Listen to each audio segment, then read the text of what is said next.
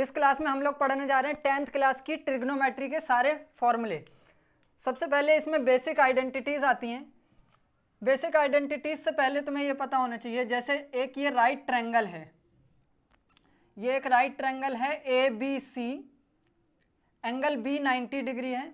तो 90 डिग्री के जो सामने वाली जो साइड होगी, ऑपोजिट साइड होगी, वो हमेशा क्या होगी, हाइपोटेन्यूस होगी। हाइपोटेन्यूस होगी, शॉर्ट फॉर्म में H बोल देते हैं इसको, हिंदी में इसको कर्ण बोलेंगे। और अगर मान लो ये एंगल माना है हमने थीटा, तो थीटा की ऑपोजिट साइड को हम बोलेंगे परपेंडिकुलर।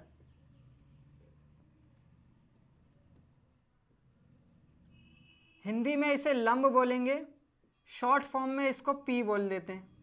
और जो बची साइड उसे बोलेंगे बेस, हिंदी में आधार बोलेंगे, और शॉर्ट फॉर्म में इसको B बोल देते हैं। तो हम जो बेसिक आइडेंटिटी इसमें पढ़ने जा रहे हैं वो इन्हीं तीन में से किसी दो साइड का रेशियो जो होगा उसके फॉर्मूले पढ़ने जा रहे हैं। तो दो साइड के रेशियो कौन कौन से हो सकते हैं,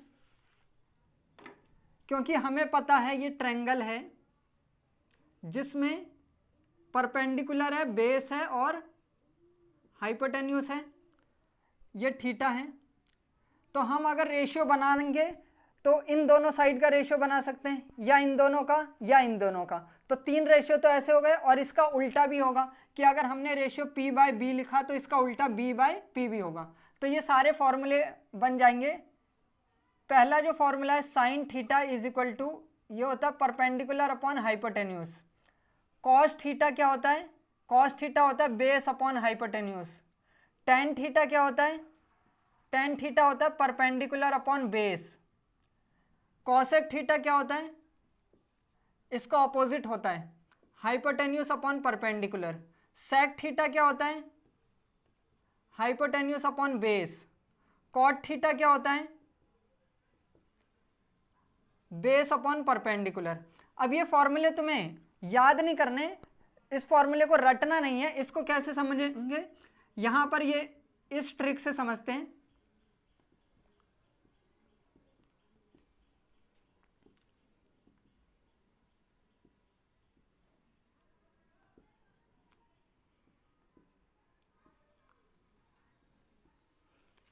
अब देखो यहां पर हमने लिख दिया sine cos tan, PBP HHB, cosec sec और कॉट। साइन थीटा क्या होगा, परपेंडिकुलर अपॉन हाइपोटेन्यूस होगा, इसके डिवाइड में आ जाएगा ये। कॉस थीटा क्या होगा, base upon hypotenuse. Tan theta क्या होगा, परपेंडिकुलर अपॉन बेस। कॉसेक क्या होगा, कॉसेक उल्टा हो जाएगा, हाइपोटेन्यूस ऊपर और परपेंडिकुलर नीचे। तो जिसके साथ है ये वही चीज ऊपर रखना है और बाकी दूसरी जो है नीचे।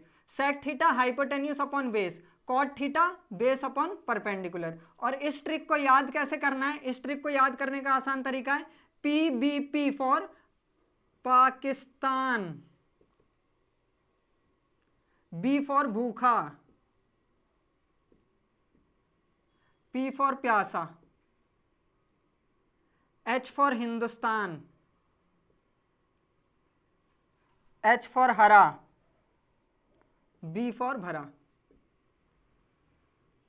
पाकिस्तान भूखा प्यासा, हिंदुस्तान हरा भरा, इस तरह से ये फॉर्मूले याद हो जाएंगे आपको sine cos tan cosec sec cot का। तो ये बेसिक आइडेंटिटीज हैं। अब इससे रिलेटेड और भी आइडेंटिटीज आती हैं, वो कौन सी हैं, हमें पता है साइन थीटा और ये कॉसेक थीटा एक दूसरे के रेसिप्रोकल होते हैं। तो अगर हम साइन थीटा को परपेंडिकुलर अपॉन हाइपोटेन्यूस लिख रहे हैं तो कॉसेक थीटा को क्या लिखेंगे, 1 अपॉन साइन थीटा, इसका उल्टा। इसी तरह कॉसेक थीटा क्या होगा, सॉरी साइन थीटा होगा 1 अपॉन कॉसेक थीटा, और कॉसेक थीटा क्या होगा, 1 upon sine theta.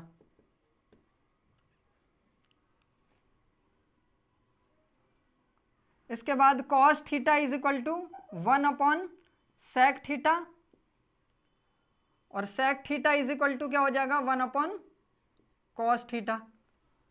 Tan theta is equal to क्या आ जाएगा, 1 upon cot theta, cot theta आ जाएगा 1 अपॉन टेन थीटा। ठीक है, अब देखो ये sine theta 1 upon cosec theta क्यों हुआ है, अगर हम कॉसेक थीटा की वैल्यू लिखेंगे इधर पर, जैसे कॉसेक थीटा की वैल्यू 1 अपॉन कॉसेक थीटा क्या होता है, हाइपोटेन्यूस अपॉन परपेंडिकुलर होता है। अब ये चीज़ क्या होगी, ऊपर चली जाएगी तो क्या बन जाएगा, परपेंडिकुलर अपॉन हाइपोटेन्यूस बन जाएगा, तो आ जाएगा क्या, साइन थीटा। इसलिए ये सारे फॉर्मूले एक दूसरे के रेसिप्रोकल हैं। इसके साथ साथ हम टेन थीटा को sine theta upon cos theta भी लिख सकते हैं। ऐसा क्यों, क्योंकि टेन थीटा क्या होता है, परपेंडिकुलर अपॉन बेस होता है। अगर हमने न्यूमरेटर और डिनोमिनेटर को हाइपोटेन्यूस से डिवाइड कर दिया, टेन थीटा क्या होता है, परपेंडिकुलर अपॉन बेस होता है। अगर न्यूमरेटर और डिनोमिनेटर को हाइपोटेन्यूस से डिवाइड कर दिया तब भी वैल्यू सेम रहेगी। और परपेंडिकुलर अपॉन हाइपोटेन्यूस क्या होता है, हमारा साइन थीटा होता है, और बेस अपॉन हाइपोटेन्यूस होता है कॉस थीटा। तो इसलिए टेन थीटा का फॉर्मूला बन गया साइन अपॉन कॉस। इसी तरह कॉट थीटा का फॉर्मूला बन जाएगा कॉस अपॉन साइन, ये हो गया कॉस अपॉन साइन। इसके बाद आता है ट्रिग्नोमेट्रिक टेबल। ट्रिग्नोमेट्रिक टेबल अगर हमने पढ़ा है इसमें कि एक राइट ट्रायंगल है, इस एंगल को थीटा मानते हैं। अगर इस थीटा की वैल्यू इन सब में से कोई एक वैल्यू, जैसे 0 डिग्री, 30 डिग्री, 45, 60, 90 में से कोई एक है, तो उसकी वैल्यू फिक्स होती है। वो क्या होगी, कुछ इसमें से होगी। ये टेबल बना रखी है। तो ये टेबल कैसे याद करना है तुम्हें, इस टेबल को भी रटने की ज़रूरत नहीं है, इसको बनाना सिखा देंगे। साइन थीटा की वैल्यू, अगर थीटा अगर 0 डिग्री है तो 0 रहेगा, 30 पर 1/2, इस तरह से ये पूरा टेबल है। अब इस टेबल को कैसे बनाना है, टेबल को बनाने के लिए क्या करो, पहले तो यहाँ पर मैं ये वैल्यू थोड़ी मिटा देता हूँ, ऐसे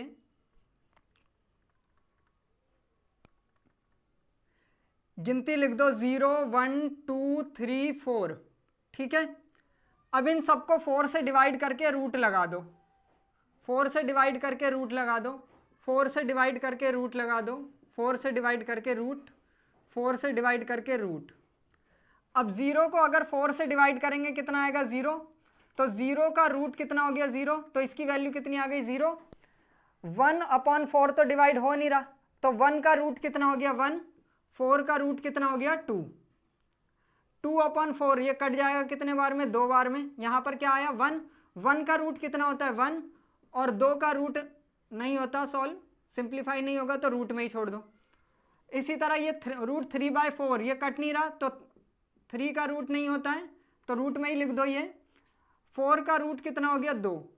यहाँ पर मैं बोल रहा हूँ रूट नहीं होता, तो इसका मतलब नेचुरल नंबर या इंटीजर में नहीं, नेचुरल नंबर में रूट नहीं होता है। 4/4 ये कट जाएगा एक बार में, और 1 का अंडर रूट कितना होता है, 1। तो आ गई ना वही वैल्यू, 0, 1/2, 1/√2, √3/2, 1। अब इसके आगे क्या करना है, साइन थीटा की वैल्यू जो ऐसे लिखी थी हमने, कॉस थीटा की वैल्यू पीछे से नोट करते जाओ। जैसे 1 है ये, यहाँ पर 1, √3/2, फिर 1/√2, फिर 1/2 को यहाँ, फिर 0 को यहाँ। कॉस भी हमारा कंप्लीट हो गया। इसके बाद टेन हमने पढ़ा था साइन अपॉन कॉस होता है। तो 0/1 कितना होता है, 0/1। किसी भी नंबर को 0 को किसी से भी डिवाइड करेंगे, आंसर कितना आएगा, 0। तो 0/1 कितना हो गया, 0। इसी तरह 1/2 अपॉन में √3/2, तो डिनोमिनेटर से डिनोमिनेटर कट जाएगा क्योंकि सेम डिनोमिनेटर है दोनों का। 1/√3 आएगा, वो हो गया इधर। इसी तरह यहाँ पर 1/√2 डिवाइडेड बाय 1/√2, √2 से √2 कट जाएगा, आएगा 1/1। 1/1 कितना हो गया, 1। √3/2 डिवाइड 1/2, 2 से 2 कट जाएगा, √3/1। डिवाइड में तो 1 लिखा नहीं जाता, तो यहाँ पर क्या आ गया, √3। 1/0, 1/0 की वैल्यू इन्फिनिटी होगी। डिवाइड में अगर 0 आता है तो वो इन्फिनिटी होता। किसी भी ऐसा कोई भी ऐसा नंबर नहीं है मैथमेटिक्स में जिसको 0 से डिवाइड करा जा सके, तो इसलिए उसको इन्फिनिटी बोलते हैं। अब कॉसेक क्या होगा, साइन का उल्टा होता है। इसका उल्टा का मतलब इसका रेसिप्रोकल होगा। तो 0 के डिवाइड में कुछ नहीं है, 1 होगा, 1 लिख सकते हैं हम। इसका अगर रेसिप्रोकल करेंगे तो क्या आएगा, 1/0। 1/0 का मतलब डिवाइड में 0 आ गया, और डिवाइड में 0 क्या होता है, इन्फिनिटी। तो 0 का रेसिप्रोकल इन्फिनिटी हो गया। 1/2 का रेसिप्रोकल 2, 1/√2 का रेसिप्रोकल √2, √3/2 का रेसिप्रोकल 2/√3। 1 का रेसिप्रोकल क्या होगा, 1। इसके डिवाइड में कुछ नहीं है, 1 मान लेते हैं। इसको उल्टा करेंगे तो 1/1 ही रहेगा, और 1/1 को हम क्या लिखेंगे, 1 लिखेंगे। तो इसलिए इसकी वैल्यू क्या हो गई, 1। सेक किसका उल्टा होता है? कॉस का रेसिप्रोकल होता है। इसका रेसिप्रोकल ये, इसका रेसिप्रोकल ये, इसका रेसिप्रोकल ये, इसका रेसिप्रोकल ये। जीरो का रेसिप्रोकल क्या होगा? इन्फिनिटी, जैसे यहां पर बताया था। सेक किस, अब कॉट किसका रेसिप्रोकल होगा? टेन का। जीरो का रेसिप्रोकल इन्फिनिटी, 1/√3 का √3, 1 का 1, √3 का 1/√3, इन्फिनिटी का 0। तो इस तरह से टेबल तुम्हें समझकर करनी है, याद रखने की जरूरत नहीं है। अब इसके बाद ये तीन फॉर्मूले हैं। Sine square theta plus cos square theta equal to 1 होता है। 1 प्लस कॉट स्क्वायर थीटा क्या होता है? Cosec square theta. 1 plus tan square theta क्या होता है? Sec square theta. ये भी फॉर्मूले कैसे बने हैं इसको समझते हैं। ये मान लो एक राइट ट्रायंगल है, ये 90 डिग्री है, ये ए बी सी हो गया, ये मान लो ये थीटा है, ठीक है। अब इस ट्रायंगल में हमें पता है परपेंडिकुलर का स्क्वायर प्लस बेस का square is equal to hypotenuse का स्क्वायर होगा। पाइथागोरस थ्योरम तो पढ़ी होगी छोटी क्लास में। पाइथागोरस थ्योरम से ये होता है परपेंडिकुलर का स्क्वायर प्लस बेस का square is equal to hypotenuse का स्क्वायर। अगर हम इन सब में लेफ्ट साइड भी और राइट साइड भी हाइपोटेन्यूज के स्क्वायर से डिवाइड कर दें तो क्या आएगा? Base square upon hypotenuse square is equal to hypotenuse square is upon hypotenuse square. इसको हम लिख सकते हैं p/h का होल स्क्वायर, इसको लिख सकते हैं हम b/h का होल स्क्वायर। ये तो कट कर कितना हो गया? 1 हो गया, ऊपर नीचे सेम नंबर है। p/h क्या होता है हमारा? Sine theta. तो साइन थीटा का स्क्वायर मतलब साइन स्क्वायर थीटा, प्लस ये क्या होता है? कॉस थीटा होता है। तो ये बन गया क्या? Cos square theta is equal to 1। तो बन गया ना ये पहला वाला formula, sine square plus cos square is equal to 1। अगर मैंने हाइपोटेन्यूज की जगह परपेंडिकुलर के स्क्वायर से डिवाइड करा होता तो ये वाला फॉर्मूला बन जाता, सेकंड वाला, परपेंडिकुलर के स्क्वायर से डिवाइड करते हैं। और अगर हाइपोटेन्यूज की जगह मैंने बेस के स्क्वायर से डिवाइड करता तो ये वाला फॉर्मूला बन जाता। तो इस तरह से ये तीनों फॉर्मूले।